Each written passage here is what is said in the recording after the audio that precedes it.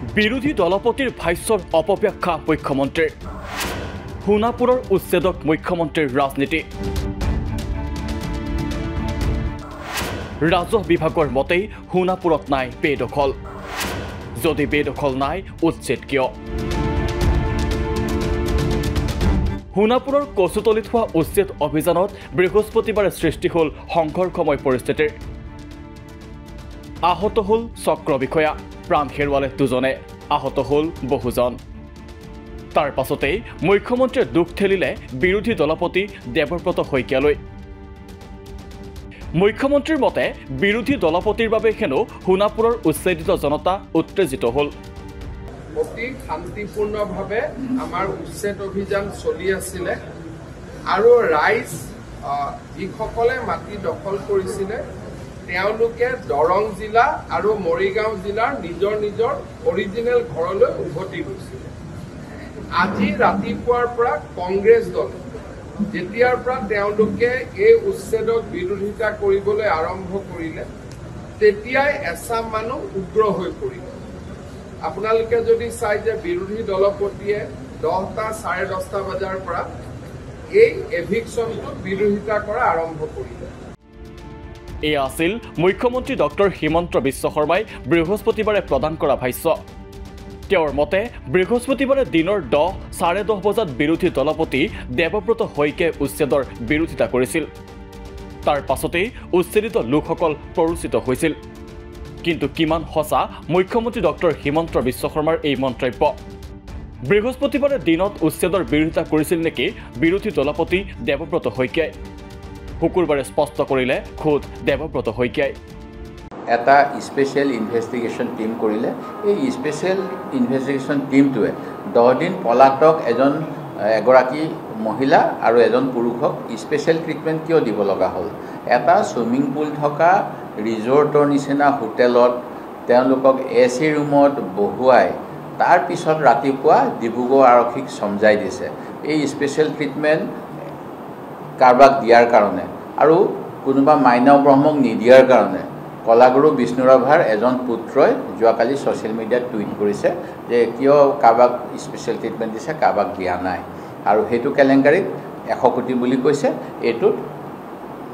হাজাৰৰ ওপৰত কেলেংকাৰী বুলি কৈছে এই গতিকে 1000 কোটি টকা কেলেংকাৰী কৰিলে স্পেচিয়েল ট্ৰিটমেণ্ট SITৰ দ্বাৰা আৰু 1000 কোটিতকৈ কম কৰিলে 100 টকা কৰিলে 100 কোটি কৰিলে নন স্পেচিয়েল ট্ৰিটমেণ্ট নেকি এনেকুৱা প্ৰশ্ন আহিছে মনলৈ আসলতে মুখ্যমন্ত্ৰী ডক্টৰ হিমন্ত বিশ্ব শৰ্মাই অপব্যাখ্যা কৰিছিল বিৰোধী দলপতি দেৱব্ৰত শইকীয়াৰ ভাষ্য দেৱব্ৰত শইকীয়াৰ মত বৃহস্পতিবাৰৰ দিনটোত তেওঁ ব্যস্ত আছিল গুৱাহাটী বিশ্ববিদ্যালয়ত অনুষ্ঠিত এখন বিশেষ সভাত গুৱাহাটী বিশ্ববিদ্যালয়ৰ চেণ্টাৰ ফৰ সাউথ এছিয়ান ষ্টাডিজে আয়োজন কৰিছিল এই সভাৰ য'ত পুৱাৰ পৰা দুপৰীয়ালৈ উপস্থিত আছিল বিৰোধী দলপতি দেৱব্ৰত শইকীয়া গতিকে বৃহস্পতিবাৰে দিনৰ 10:10 বজাত দেৱব্ৰত শইকীয়াই সোণাপুৰক লৈ কোনো মন্তব্য দিয়াৰ প্ৰশ্নই উঠিব নোৱাৰে বিৰোধী দলপতি দেৱব্ৰত শইকীয়াই সোণাপুৰক লৈ প্ৰতিক্ৰিয়া প্ৰকাশ কৰিছিল বুধবাৰে তেওঁৰ বক্তব্যৰ আধাৰ আছিল এই RTI তথ্যখিনি য'ত সোণাপুৰৰ ৰাজচক্ৰ বিষয়াক প্ৰশ্ন কৰা হৈছিল সোণাপুৰ ৰাজচক্ৰত কিমান পৰিমাণৰ ভূমি বেদখল হৈ আছে সেই সন্দৰ্ভত প্ৰশ্ন উত্তৰত ৰাজচক্ৰ বিষয়াই জানিবলৈ দিছিল সোণাপুৰ ৰাজচক্ৰৰ অন্তৰ্গত DGR PGR চৰকাৰী খাজভূমি জলাশয় সত্ৰ অথবা ৰেলৱেৰ ভূমিত কোনো বেদখল হৈ থকা দেখা নাযায় এই তথ্যৰ ভিত্তিতেই বিৰোধী দলপতি দেৱব্ৰত শইকীয়াই বুধবাৰে কৈছিল সোণাপুৰত যদি বেদখল নাই তেনেহ'লে উচ্ছেদ কিয় স্পষ্টীকৰণ বিচাৰিছিল দেৱব্ৰত শইকীয়াই মই কিছুদিন পূৰ্বে মোৰ হাতত এখন তথ্য আহিছে 14/3/2024 এখন RTI কৰা হৈছিল সোণাপুৰ ৰাজচক্ৰৰ চক্ৰ বিষয়ালৈ এই প্ৰথম অৱস্থাত এই উত্তৰটো লগে লগে অহা নাছিল কিন্তু 29 আগষ্ট 2024 চনত চক্ৰ বিষয়া সোণাপুৰ ৰাজচক্ৰই আমাক জনাইছিল যে সোণাপুৰ ৰাজচক্ৰৰ অন্তৰ্গত DGR PGR চৰকাৰী খাজভূমি অথবা জলাশয় অথবা সত্ৰ অথবা ৰেলৱেৰ ভূমিত কোনো ধৰণৰ বেদখল হৈ থকা নাই এনেধৰণে এটা তথ্য আমাৰ বিধানসভা চলি থকা কালীন সময়ত দিয়াৰ পিছত যোৱা ছেপ্টেম্বৰ মাহৰ 9 তাৰিখে 5 দিনীয়াকৈ সোণাপুৰ ৰাজচক্ৰৰ কচুতলিত বিভিন্ন ব্যক্তিক সন্দেহযুক্ত নাগৰিক বুলি কেতবোৰ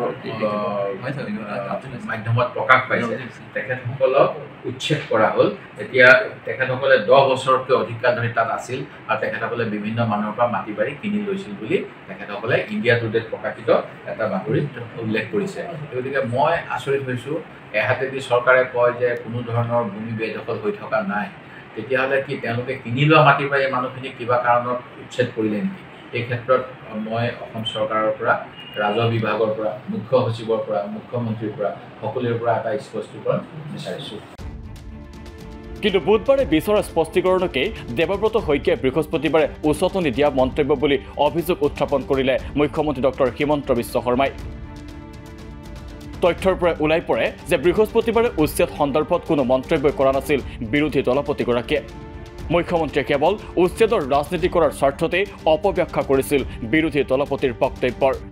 শুকুৰবাৰে এই উচ্ছেদ সন্দৰ্ভত পুনৰ প্ৰতিক্ৰিয়া প্ৰকাশ কৰে বিৰোধী দলপতিগৰাকীয়ে তেওঁ কয় উচ্ছেদৰ পূৰ্বে দিব লাগিব জাননী সোণাপুৰৰ ঘটনা নিন্দনীয় অসম আৰক্ষীয়ে যোৱাকালি কেতবোৰ ব্যক্তিক আগতীয়াকৈ জাননী নিদিয়াকৈ উচ্ছেদ কৰিবলৈ গৈ গুলীৰে হত্যা কৰিলে আৰু ই অতি দুৰ্ভাগ্যজনক আৰু মুখ্যমন্ত্ৰী মহোদয়ে এনেধৰণৰ হত্যাক সমৰ্থন কৰাটো অতি দুৰ্ভাগ্যজনক যিকোনো উচ্ছেদৰ পূৰ্বে সুপ্ৰিম কোৰ্ট আৰু গুৱাহাটী উচ্চ ন্যায়ালয়ৰ ৰায় অনুসৰি আগতীয়াকৈ নটিচ দিব লাগে কিন্তু মুখ্যমন্ত্ৰী মহোদয়ে কৈ আছে যে চৰকাৰী মাটিৰ পৰা উচ্ছেদ কৰিবৰ সময়ত কোনো ধৰণৰ নটিচ দিয়াৰ প্ৰয়োজন নাই যেটো সত্যৰ অপলাপ আৰু মুখ্যমন্ত্ৰী মহোদয়ে মিছা কথা কৈ অসমৰ জনগণৰ মাজত এশ্ৰেণীৰ মানুহৰ মাজত তেওঁ কি জানি কিবা এটা এজেণ্ডা ভয় ভাবুকি প্ৰলোভন কি দেখাব বিচাৰিছে মই নাজানো কিন্তু তেখেতে সত্য কথা কোৱা নাই আৰু সংবিধান অনুসৰি কাম কৰা নাই এইদৰে এতিয়া সোণাপুৰৰ ঘটনাক লৈ উত্তপ্ত হৈ পৰিছে মুখ্যমন্ত্ৰী আৰু বিৰোধী দলপতিৰ বাকযুদ্ধ